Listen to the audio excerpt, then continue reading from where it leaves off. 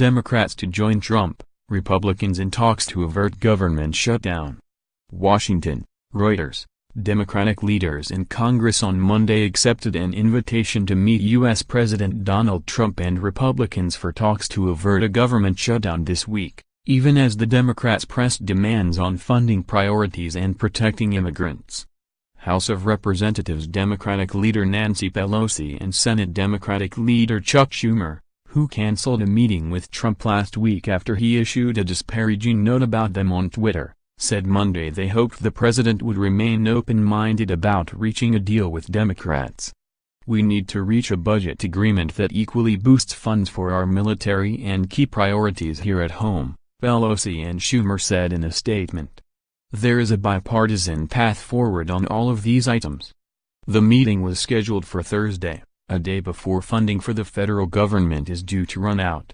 Republicans in the House over the weekend introduced a stopgap measure that would fund the government at current levels until December 22 to give lawmakers time to reach a deal on a longer-term bill.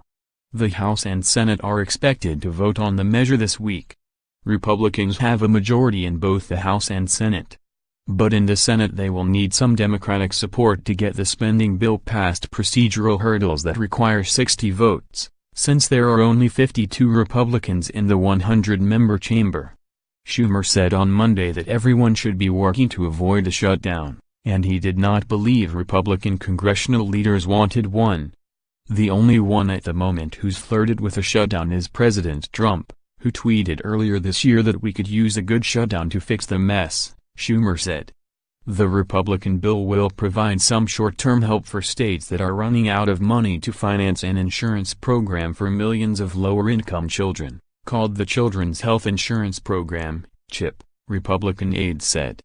Congress allowed CHIP funding to expire on September 30. Schumer and Pelosi on Monday listed CHIP among their priorities, which also included the opioid crisis, pension plans, rural infrastructure and protection for young immigrants who were brought to the United States illegally as children. But it was unclear whether Democrats would withhold their votes from the short-term spending bill this week if they do not get their priorities addressed. Bipartisan staff-level talks about spending continued on Capitol Hill, Democratic aides said. Reporting by Susan Cornwell, writing by Doina Kiaku, editing by Leslie Adler and Jonathan Otis.